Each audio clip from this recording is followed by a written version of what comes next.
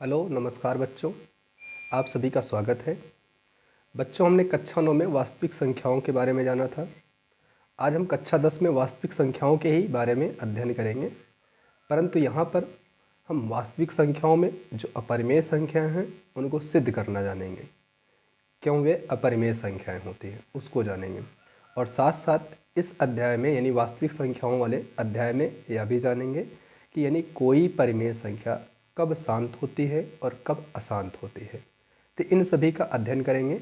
इनका अध्ययन करने से पहले आइए हम फिर से पुनरावृत्ति कर लेते हैं, और जो हमने अध्ययन किया था एक बार उसको पुनः हम दोहरा लेते हैं। तो वास्तविक संख्या क्या होती है? यानी परिमेय और अपरिमेय, परिमेय और अपरिमेय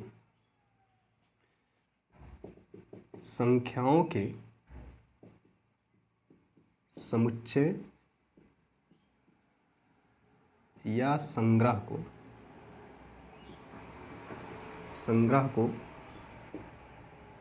वास्तविक संख्या कहा जाता है। वास्तविक संख्या कहा जाता है। जैसे यानी वास्तविक संख्याओं में परिमेय और अपरिमेय सभी सम्मिलित रहेंगे। जैसे 2 ले लो, 4 ले लो, -6 ले लो, √2 ले लो, पाई या √3 ले लिया जाए, या 0/1 ले लिया जाए, या 6/7 ले लिया जाए। यानी वास्तविक संख्याएं ऐसी संख्याएं होती हैं जिसमें परिमेय, अपरिमेय, धन पूर्णांक, ऋण पूर्णांक, सम, विषम, अभाज्य, सहभाज्य जितनी भी संख्याएं होती हैं वो सब के सब इसके अंतर्गत आती हैं। उन्हीं को कहा जाता है वास्तविक संख्या। ठीक है, इसके पश्चात हम समझेंगे इस अध्याय को, यानी कक्षा 10 में वास्तविक संख्याओं को पढ़ने के लिए, समझने के लिए कुछ बातों को हमें समझना बहुत ही ज़रूरी है। जैसे अब आगे हम इसके समझेंगे। वास्तविक संख्या के पश्चात हम भाज्य संख्या समझेंगे। भाज्य संख्या यानी कंपोजिट नंबर। कंपोजिट नंबर, भाज्य संख्या क्या होती हैं? ऐसी संख्याएं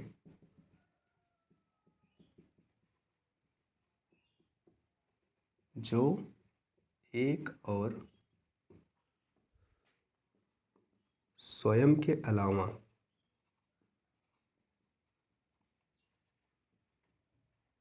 अन्य संख्या से भी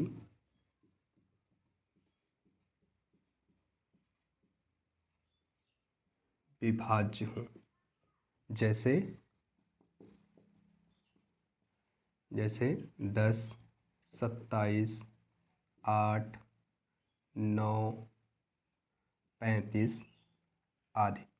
अब इनमें देखिए 10 2 से भी कट जाएगा, 5 से भी कट जाएगा, 27 इसी प्रकार से 3 से भी, 9 से भी कटेगा। तो ये सभी जो हैं हमारी भाज्य संख्याएं हैं। और इसके विपरीत अभाज्य संख्याएं, अभाज्य संख्याएं यानी प्राइम नंबर। प्राइम नंबर क्या होंगे? ऐसी संख्याएं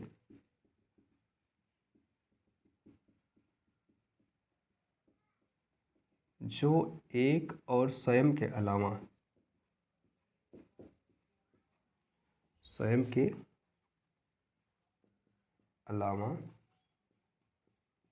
अन्य किसी संख्या से ना कटें, किसी संख्या से न विभाज्य हों। जैसे एग्जाम्पल के तौर पर देखिए, 2 हो गया, 3, 5, 7, 11, 13, 17, 19 आदि। इन संख्याओं में यानी इसमें अगर देखेंगे तो ये संख्याएं जो लिखी गई हैं अभाज्य संख्याओं में, वो एक और स्वयं के अलावा अन्य किसी से नहीं कट रही हैं। अतः ये सब की सब जो हैं अभाज्य संख्याएं हैं। तो इस तरीके से हमने जाना भाज्य और अभाज्य संख्याएं। तो बच्चों देखिए, अपने अध्याय को और बेहतरीन समझने के लिए आपके पास जो की पॉइंट हैं वो ज़रूर आने चाहिए। तो इसलिए जो हम आपको बता रहे हैं, समझा रहे हैं, इसको आप हमारे साथ लिखते चलेंगे। अभी आप सभी लोग इसको नोट करेंगे।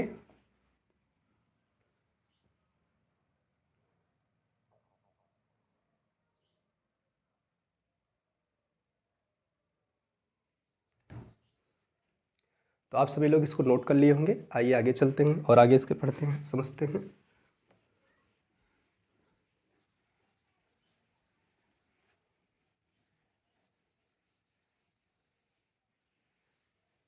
अब इसके बाद समझिए सह अभाज्य संख्या। सह अभाज्य संख्या यानी को प्राइम नंबर।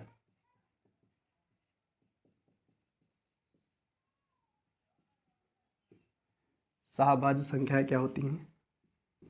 संख्याओं के ऐसे जोड़े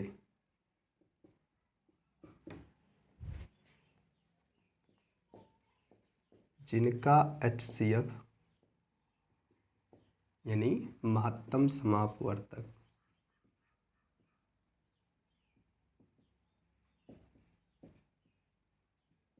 समापवर्तक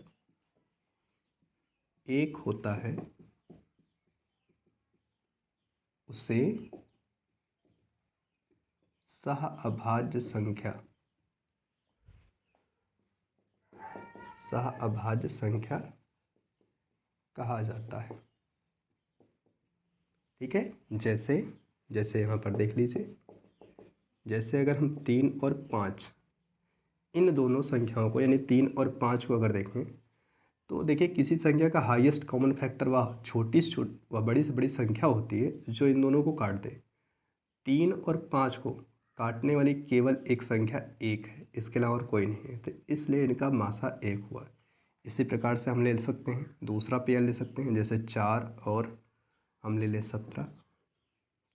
तो 4 और 17 को दोनों को काटने वाली कोई संख्या, अब 4 से तो 4 जो है 2 से विभाजित हो जाएगी, परंतु 17 2 से विभाज्य नहीं है, इसलिए 4 और 17 को केवल काटने वाली संख्या 1 है। इसलिए 4 और 17 एक सहअभाज्य संख्या है। यानी सहअभाज्य संख्याएं क्या होती हैं? ऐसी संख्याएं जिनका HCF 1 होता है, उसे हम सहअभाज्य संख्या कहते हैं।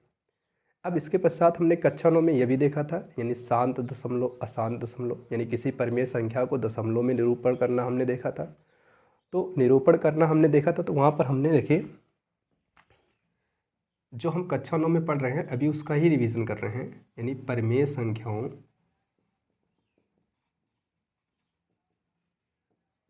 का दशमलव में निरूपण। तो परिमेय संख्याओं का दशमलव में निरूपण हमने क्या देखा था? यानी जब किसी परिमेय संख्या का हम दशमलव निरूपण कर रहे थे तो वह या तो शांत हो रहा था, शांत दशमलव में आ रहा था, या तो अशांत में आ रहा था, अशांत दशमलव। ठीक है, यानी एक आपका था टर्मिनेटिंग और एक आपका था नॉन टर्मिनेटिंग। तो इस तरीके से शांत दशमलव था, अशांत दशमलव। जैसे एग्जाम्पल के तौर पर यहाँ पर देख लीजिए, जैसे 1/3 में, यानी 1 में अगर हम 3 से भाग करें तो भाग करें तो क्या आएगा? 0 बार ले जाएंगे, 1 आएगा, फिर दशमलव लगाएंगे, 0 बढ़ाएंगे, 3 3 सा 9, 3 3 का 9, 10 में से 9 गया 1, दशमलव लगा है 0 बढ़ाएंगे, 3 3 का 9, 1 आएगा, दशमलव लगा है 0 बढ़ाएंगे, 3 3 का 9। मतलब यहाँ पर इसको दशमलव निरूपण करेंगे तो 0.333 ऐसे ये आता रहेगा। तो ये क्या है? अशांत है। और जब इसी प्रकार से हम दूसरा लेते हैं तो 2/5 लेते हैं। अब 2 में अगर हम 5 से भाग करेंगे तो 5 0 0, यहाँ 2 आएगा, दशमलव लगाएंगे, 0 बढ़ाएंगे, 5 चौक 20, ये कट गया। तो ये पूरी तरीके से कट गया, तो ये 0.4, ये भी दशमलव निरूपण में है, ये भी दशमलव निरूपण में है, परंतु ये अशांत है और ये शांत है। तो अशांत दशमलव 2 प्रकार के होते थे। एक अशांत आवर्ती होता था और एक आपका अशांत दशमलव जो निरूपण होता था अशांत अनावर्ती होता था। जैसे यहाँ पर 3 बार बार आ रहा है तो ये आवर्ती है, अशांत तो है लेकिन आवर्ती है। और एक दूसरा एग्जाम्पल लेते हैं। जैसे हम यहाँ पर ले लेते हैं 22/7। अब 22 में हम 7 से भाग करेंगे तो 7 त्रिक 21, यहाँ 2 में से 1 गया, 1 आया, दशमलव लगाएंगे, 0 बढ़ाएंगे, 7 1 कम 7, 3 घटाएंगे, 10 में 7 गया 3, फिर दशमलव लगा है, 0 बढ़ाएंगे, 7 चौक 28, यहाँ 2 आया, दशमलव लगा है, 0 बढ़ाएंगे, फिर 7 दूनी 14, 6 आएगा, दशमलव लगा है, 0 बढ़ाएंगे, 7 8 56, 4 आया। तो यहाँ पर देख रहे हैं कोई एक संख्या बार बार पुनरावृत्ति नहीं हो रही, बल्कि क्या हो रहा है, अलग अलग संख्याएं हर बार आ रही हैं। तो इसका मतलब क्या है, ये अशांत तो है परंतु ये कैसा है, अशांत है और अनावर्ती है। मतलब ये किसी एक संख्या का रिपीटेशन नहीं कर रहा है। तो ये जो अभी हमने आपको जितना बताया ये सभी हमने कक्षा 9 में पढ़ा था। तो कक्षा 9 में जो हमने पढ़ा था वहाँ पर हमने इनका निरूपण किया था। अब यहाँ पर इनको हम कैसे जानेंगे, कैसे पहचानेंगे कोई परिमेय संख्या शांत है कि अशांत है, बिना लंबी भाग प्रक्रिया किए ही कैसे जानेंगे।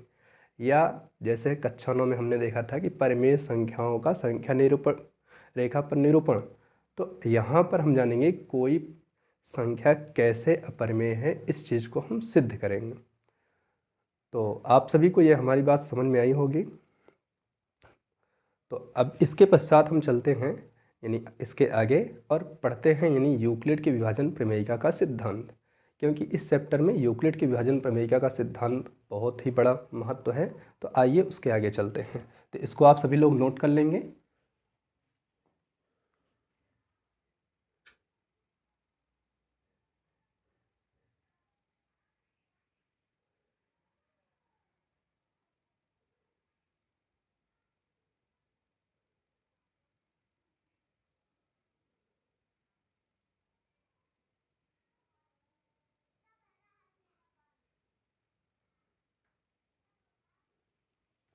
चलिए, तो आप सभी लोग नोट कर लिए होंगे, आइए उसके आगे चलते हैं।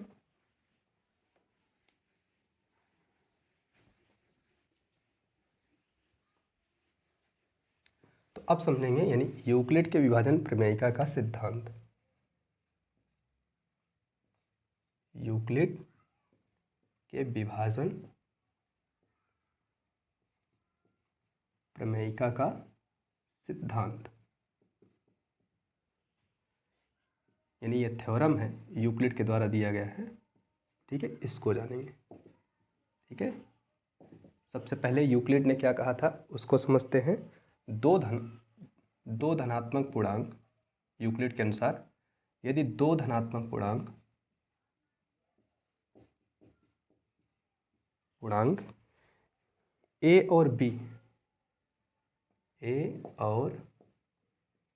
बी दिए रहने पर ऐसी अद्वितीय पूर्ण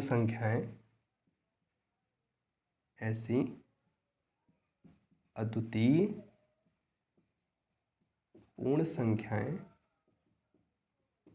Q और R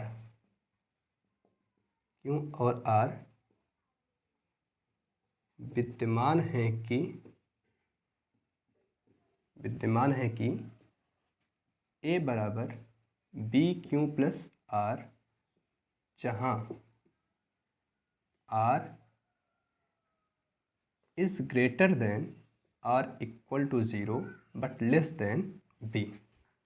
ये है यूक्लिड के विभाजन प्रमेयिका का सिद्धांत। ठीक है, यानी यूक्लिड ने अपने विभाजन प्रमेयिका सिद्धांत में यह बताया कि यदि दो धनात्मक पूर्णांक A और B दिए हैं तो वहाँ पर Q और R इस प्रकार विद्यमान है कि A बराबर BQ प्लस R। वही आप जो 4-5 की क्लास में पढ़ते चले आए हैं, उसी सिद्धांत की बात हो रही है। यानी भाज्य बराबर भाजक गुणे भागफल प्लस शेषफल। ठीक, ये उसी की बात हो रही है, यानी डिविडेंड इज इक्वल टू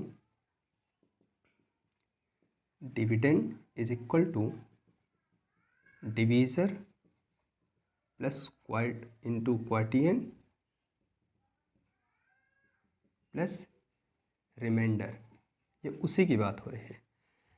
यानी इस प्रमेय का कथन का तात्पर्य यह है कि यदि किसी संख्या को, यदि a और b यानी ऐसी दो संख्याएं हैं, दो धनात्मक पूर्णांक हैं, तो उसमें q और r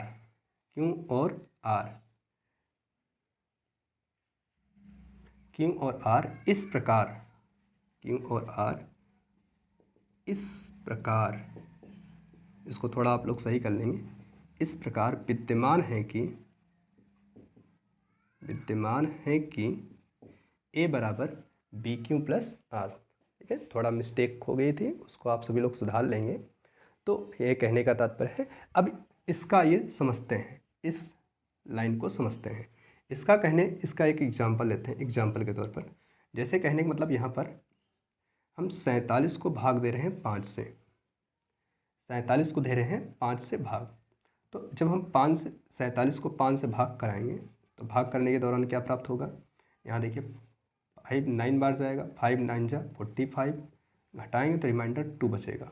तो कहने का मतलब यहाँ पर रिमाइंडर जो होगा वो आप जिससे भाग दे रहे हैं, यानी डिविज़र कर रहे हैं। ठीक है, ये जिससे भाग दे रहे हैं, शेषफल सदैव उससे छोटा होगा। मतलब यहाँ पर जो शेषफल आया है, शेषफल वो 5 से कभी भी ज़्यादा नहीं रहेगा। वो 0 हो सकता है, यहाँ पर 0 हो सकता है, रिमाइंडर 1 आ सकता है। यानी जब भी 5 से भाग करेंगे किसी संख्या को, वो रिमाइंडर या तो 0 आ सकता है, या तो 1 आ सकता है, या 2 आ सकता है, या 3 आ सकता है, या 4 आ सकता है, परंतु 5 नहीं आ सकता इस कथन के अनुसार। यानी वो 5 से सदैव छोटा रहेगा, यानी b से छोटा रहेगा, 0 के बराबर या 0 से बड़ा रहेगा। ये कहने का तात्पर्य है इस प्रमेय का। बात समझ में आई? यानी किसी संख्या को जब किसी दूसरी संख्या से भाग दिया जाएगा तो शेषफल उस दूसरी संख्या से सदैव छोटा ही रहेगा, परंतु 0 से बड़ा रहेगा। 0 के बराबर हो सकता है या 0 से बड़ा रहेगा। यही यूक्लिड के विभाजन प्रमेयिका का सिद्धांत है। इस सिद्धांत का प्रयोग हम संख्याओं के एचसीएफ निकालने में करेंगे। तो आइए एग्जाम्पल लेते हैं और इसको समझते हैं, यानी इसका प्रयोग समझते हैं। तो इसको नोट कर लेंगे आप सभी लोग।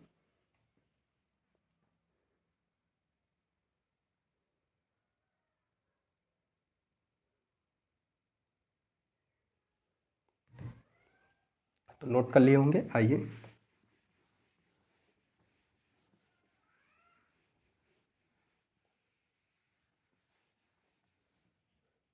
जैसे यहाँ पर एग्जाम्पल लेते हैं, यानी एग्जाम्पल के तौर पर यहाँ समझते हैं। जैसे 455 और 22 का एचसीएफ ज्ञात करते हैं। ठीक है, का एचसीएफ ज्ञात कीजिए। ठीक है, इसका हमें एचसीएफ निकालना है। सॉरी, यहाँ 42 रख लीजिए। ठीक है, 455 और 42 का एचसीएफ ज्ञात कीजिए। तो यूक्लिड के विभाजन प्रमेयिका का यहाँ पर हम प्रयोग करेंगे।